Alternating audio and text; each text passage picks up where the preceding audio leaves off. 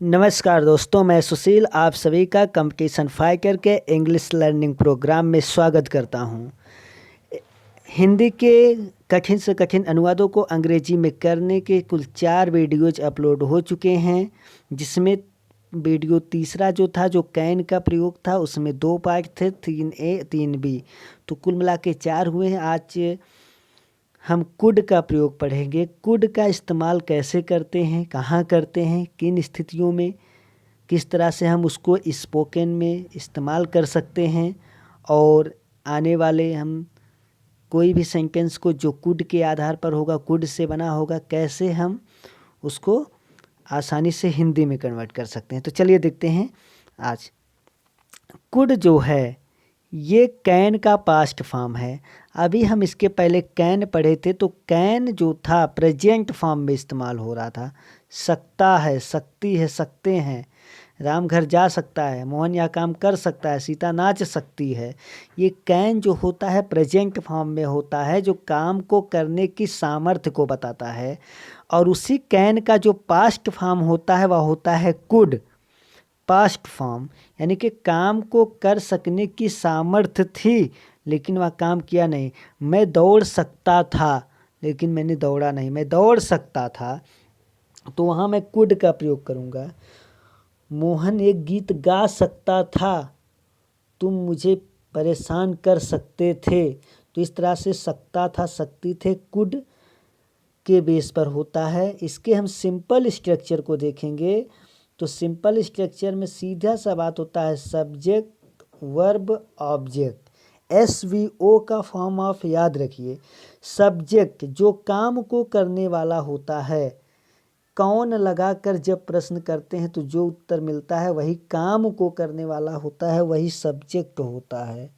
यही सब्जेक्ट हो जाएगा। जो कौन लगा के प्रश्न करेंगे यही हमारा सब्जेक्ट हो जाएगा। उसके बाद हम वर्ब पे जाते हैं। वर्ब कुड प्लस वर्ब का फर्स्ट फॉर्म। ये कुड भी वर्ब ही है जो हेल्पिंग वर्ब का काम करेगा, और ये जो वर्ब का फर्स्ट फॉर्म लिखा है ये मेन वर्ब है। अब यहाँ पर अगर हम पास्ट स्ट्रक्चर पढ़ रहे हैं, कुड को पास्ट की तरह पढ़ रहे हैं, तो वर्ब का पास्ट में तो वर्ब का सेकंड फॉर्म लगता है। तो यहाँ पर वर्ब का फर्स्ट फॉर्म क्यों लिखा है? तो इसका रीज़न ये है कि अगर किसी सेंटेंस में एक बार पास्ट फॉर्म इस्तेमाल हो जाता है, अगर एक बार सेकंड फॉर्म इस्तेमाल हो जाता है, तो अगली आने वाली वर्ब फर्स्ट फॉर्म में ही हमेशा इस्तेमाल होती है। तो कुड जो है ऑलरेडी पास्ट फॉर्म में है, सेकंड फॉर्म में है, तो अब उसके बाद आने वाली जो मेन वर्ब होगी वह फर्स्ट फॉर्म में रहेगी। या जब हम टेंस पढ़ेंगे तब भी इसी सिस्टम पर सेंटेंस को करेंगे। तो कुड प्लस वर्ब का फर्स्ट फॉर्म। उसके बाद ऑब्जेक्ट। ऑब्जेक्ट 2 होते हैं। एक हम जब किसी प्राणी को लेते हैं, किसको, तो कोई व्यक्ति आएगा, और क्या लगा के प्रश्न करेंगे तो कोई वस्तु आएगा। ये दोनों ही ऑब्जेक्ट होते हैं जो वर्ब के बाद इस्तेमाल किए जाते हैं। ऑब्जेक्ट के बाद जो एक्सेट्रा चीज़ें बचेंगी उसे हम ऐड ऑन करेंगे। तो चलिए आज का पहला सेंटेंस देखते हैं। आज का पहला सेंटेंस, वह लड़का उस प्रश्न को हल कर सकता था। वह लड़का, कौन उस प्रश्न को हल कर सकता था?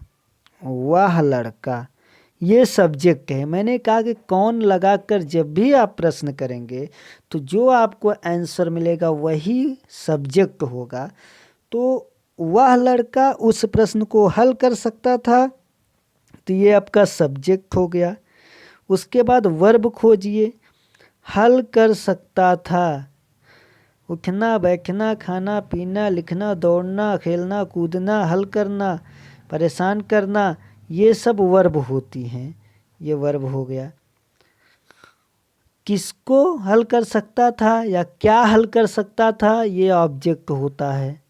तो ये ऑब्जेक्ट। तो SVO आपको याद है, पहले नंबर पे सब्जेक्ट लिखेंगे, वह लड़का।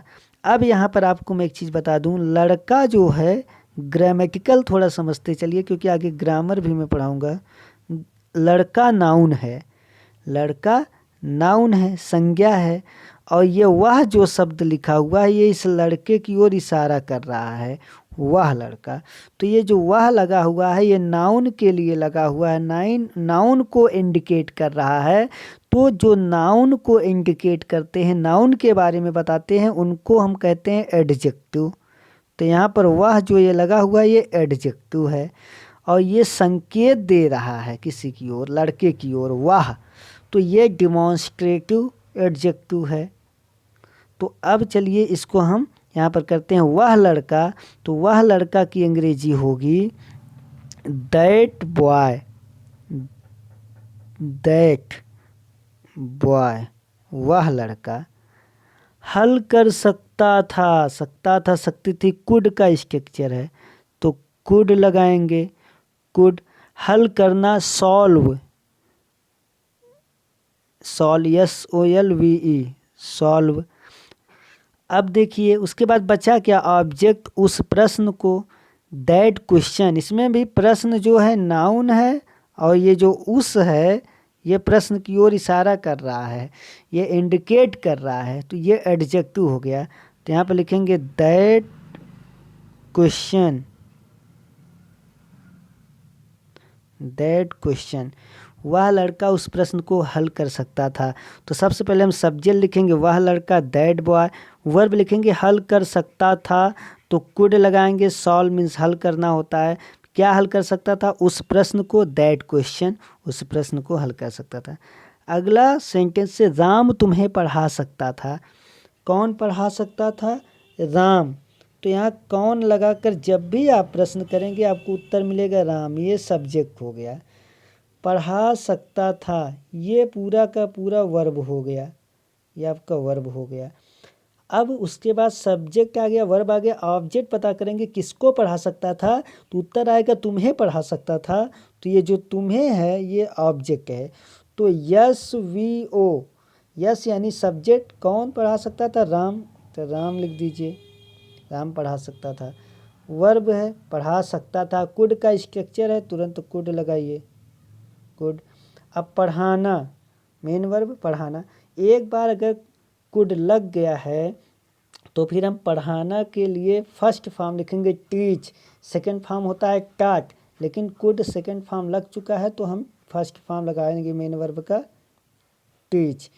राम कुड टीच, राम पढ़ा सकता था, किसको पढ़ा सकता था, ऑब्जेक्ट तुम्हें, यू, तुम्हें पढ़ा सकता था। यू का सब्जेक्ट और ऑब्जेक्ट दोनों यू ही होता है। तो उम्मीद करता हूँ ये भी समझ में आया होगा। चलिए अगले सेंटेंस को देखते हैं। बहुत ही अच्छा सेंटेंस आपके लिए हमने लिया है। यह कोलाहलपूर्ण वातावरण उस शांत प्रिय व्यक्ति को परेशान कर सकता था या कर सकती थी, लिखो क्या है, कर सकता था। अब पहले आप सब्जेक्ट खोजिए, परेशान नहीं होना है, सिर्फ सब्जेक्ट को खोजना है।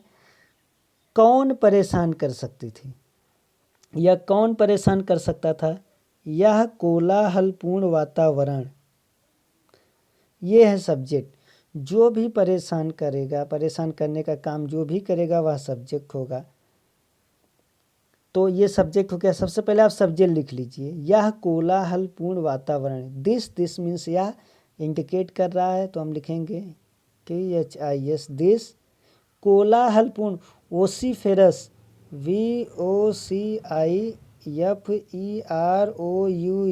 ओसिफेरस, VOCIFEROUS, ओसिफेरस, कोलाहलपूर्ण वातावरण। वातावरण की अंग्रेजी एटमॉस्फियर, सभी जानते हैं एटमॉस्फियर। यहाँ पर चाहे तो इसको हम फिर से लिख दे रहे हैं, यहाँ पर थोड़ा सा लिखने में दिक्कत है। यह कोलाहलपूर्ण वातावरण, तो हम लिखेंगे दिस वोसिफेरस। वातावरण की अंग्रेजी हो जाएगी एटमॉस्फियर, एटमॉस्फियर। अब देखिए परेशान कर सकता था, वर्ब पे आ जाइए। कुड का स्ट्रक्चर है, कुड लगा दीजिए, COULD, कुड। परेशान करना, डिस्टर्ब, डिस्टर्ब, परेशान कर सकता था। किसको, ऑब्जेक्ट पे आइए, किसको परेशान कर सकता था, उस शांत प्रिय व्यक्ति को। देखिए ऑब्जेक्ट मिल गया ना। उस शांत प्रिय व्यक्ति को, उस किसी व्यक्ति की ओर, किसी एक व्यक्ति की ओर इशारा कर रहा है, तो हमने कहा कि दैट लगाएंगे जब भी इशारा करेगा, एडजेक्टिव का काम कर रहा है। दैट शांत प्रिय, peace loving, peace PEACE loving, शांति प्रिय की अंग्रेजी पीस लविंग, LOVING। व्यक्ति की अंग्रेजी हो जाएगा पर्सन, पर्सन। बस बाकी कुछ नहीं बचा, फुल स्टॉप लगा दीजिए। यह कोलाहलपूर्ण वातावरण, दिस ओसिफरस एटमॉस्फियर, ये इतना सब्जेक्ट है। परेशान कर सकती थी, कुड डिस्टर्ब, परेशान कर सकती थी। किसको परेशान कर सकती थी? ऑब्जेक्ट, उस शांतिप्रिय व्यक्ति को, that peace loving person. Next sentence है, वह साधु बाल की खाल निकाल सकता था। कौन बाल की खाल निकाल सकता था? वह साधु। तो दैट, ये भी इशारा कर रहा है, दैट सेंट, वह साधु बाल की खाल निकाल सकता था। पहले भी ये बार सेंटेंस बता चुका हूँ इस तरह का। कुड का स्ट्रक्चर है COULD, कुड, सकता था, बाल की खाल निकालना, किसी बात का बतंगड़ बना देना। तो यहाँ पर हम लिखते हैं स्प्लिट एयर्स, बाल की खाल निकाल सकता था। That's and could split hairs. Next sentence से, राधा कल पार्टी में सर्वश्रेष्ठ प्रदर्शन कर सकती थी। राधा कल, ये कल होना चाहिए, राधा कल, ठीक, ये कल समझ लीजिए। राधा कल पार्टी में सर्वश्रेष्ठ प्रदर्शन कर सकती थी। कौन सर्वश्रेष्ठ प्रदर्शन कर सकती थी? राधा। राधा सब्जेक्ट हो गया। वर्ब खोजिए, सब्जेक्ट के बाद तुरंत SVO को ध्यान रखिए, वर्ब प्रदर्शन कर सकती थी। तो राधा, सब्जेक्ट लिखिए राधा, प्रदर्शन कर सकती थी, कुड परफॉर्म, परफॉर्म का मतलब होता है प्रदर्शन करना, PERFORM, perform. Radha could perform, Radha प्रदर्शन कर सकती थी।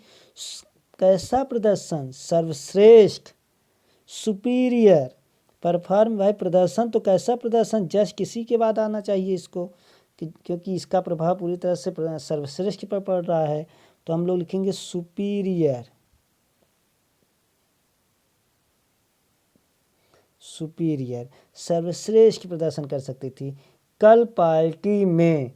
अब देखिए यहाँ पर कल, कल टाइम को बता रहा है, पार्टी में स्थान को बता रहा है।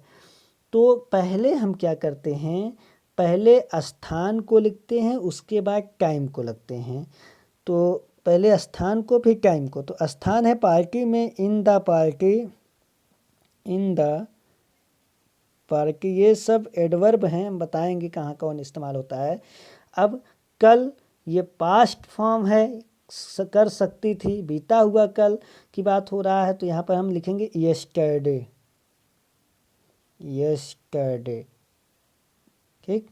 Radha could perform superior, Radha सर्वश्रेष्ठ प्रदर्शन कर सकती थी कल पार्टी में। तो कल टाइम है और पार्टी में स्थान है, तो स्थान पहले आएगा, टाइम बाद में आएगा। तो पहले स्थान लिखेंगे पार्टी में, इन द पार्टी, उसके बाद कल यानी कि टाइम आएगा यस्टरडे। नेक्स्ट सेंटेंस है, अगर यहाँ पर थोड़ा सा एक चीज़ देख लेते हैं कि किस तरह से इसका हम इस्तेमाल करते हैं जो बताया जा रहा है। सबसे पहले हम लिखते हैं किसको पर, जो आता है वर्ब के तुरंत बाद, किसको पर कोई प्राणी आता है। फिर हम पूछते हैं क्या कर सकती थी, क्या पर कोई वस्तु आता है। फिर हम तरीका देखते हैं, कैसे, अगर ये दोनों नहीं है तो अगले पे चले जाएं, कैसे पे कोई तरीका आता है। फिर स्थान की बात आती है, कहाँ लगा के प्रश्न करेंगे तो कोई स्थान आएगा, पार्टी में। फिर स्थान के बाद कब, कल, समय आ जाएगा, समय। तो उसके बाद लास्ट में आता है कारण, क्यों, क्यों कर सकती थी, तो क्यों पे कोई कारण आता है। तो ये क्रम होता है। पहले हम किस, वर्ब के बाद ऑब्जेक्ट लिखते हैं, किसको और क्या, ये ऑब्जेक्ट होते हैं। फिर तरीका पूछते हैं, कैसे, कैसे प्रदर्शन कर सकती थी, सर्वश्रेष्ठ प्रदर्शन। कहाँ कर सकती थी, पार्टी में। कब कर सकती थी, कल कर सकती थी। क्यों कर सकती थी, दिया ही नहीं है, क्यों कर सकती थी, नहीं, उसको भी लिखते। तो ये क्रम, किसको, क्या, कैसे, कहाँ, कब, क्यों, ये क्रम है। इसी क्रम पर बड़े से बड़े सेंटेंस को हल करते हैं या उसका ट्रांसलेट करते हैं उसको। अगला सेंटेंस है, वे मुझे अपना उपन्यास पढ़ने को दे सकते थे। वे कौन दे सकते थे, वे, पहले आप सब्जेक्ट पता लगाइए और दे सकते थे और वर्ब पता लगाइए। तो दे, THEY, दे, ये हो गया। वे दे सकते थे, कुड का स्ट्रक्चर है तो आप कुड लगाइए। गिव मीन्स होता है देना, GIVE, गिव मीन्स होता है देना। दे कुड गिव, वे दे सकते थे। फिर तुरंत हम आते हैं ऑब्जेक्ट। ऑब्जेक्ट में पहले किसको दे सकते थे, क्या दे सकते थे। किसको दे सकते थे, मुझे दे सकते थे। क्या दे सकते थे, अपना उपन्यास दे सकते थे। तो दे है तो अपने के लिए दियर लग जाएगा, THIER, their. Novel, NOVEL, novel.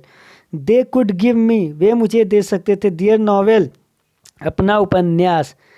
फिर पूछें कैसे दे सकते थे, नहीं दिया है। कहाँ दे सकते थे, स्थान भी नहीं दिया है। कब दे सकते थे, समय भी नहीं दिया है। क्यों दे सकते थे, पढ़ने को, फॉर रीडिंग या फिर टू रीड, चाहे फॉर रीडिंग करिए चाहे टू रीड करिए, पढ़ने के लिए या पढ़ने को दे सकते थे। तो इस तरह से आप पूछते पूछते एक एक शब्दों को पकड़कर अंग्रेजी में लिखते जा सकते हैं। लिखते हुए जाइए और आराम से आपका सेंटेंस हो जाएगा। नेक्स्ट सेंटेंस है, आर्य अकेले इस काम को नहीं कर सकता था। कौन नहीं कर सकता था, सब्जेक्ट सबसे पहले आर्य, ARYA, आर्य, ये हमारा सब्जेक्ट है तो ARYA, आर्य हो गया। नहीं कर सकता था, वर्ब आ गया। तो नहीं कर सकता था, नहीं मैंने जानबूझ के दिया है क्योंकि नहीं तुरंत हम जैसे कैन के बाद लगाते थे COULD, उसी तरह से कुड के बाद यहाँ पर नॉट लगाएंगे। जैसे नॉट को कैन के बाद लगाते थे वैसे अब कुड के बाद लगे। आर कुड नॉट, करना, do. Are could not do, are नहीं कर सकते थे। क्या नहीं कर सकते थे, इस काम को, इस काम को। तो दिस वर्क, ऑब्जेक्ट आ गया। अकेले, चाहे यहाँ एलोन लगा दीजिए यहाँ पर, चाहे आगे ही लिख देते ओनली आर, केवल आर। कुड नॉट डू, नहीं कर सकते दिस वर्क, इस काम को, अकेले। तो यहाँ पर मैं एलोन कर दे रहा हूँ, ALONE, एलोन। एलोन मीन्स अकेले होता है। आर अकेले इस काम को नहीं कर सकते थे। नेक्स्ट सेंटेंस है, चलिए इतना ही सेंटेंस था। तो उम्मीद करता हूँ आपको ये समझ में आया होगा। Thanks for watching this video.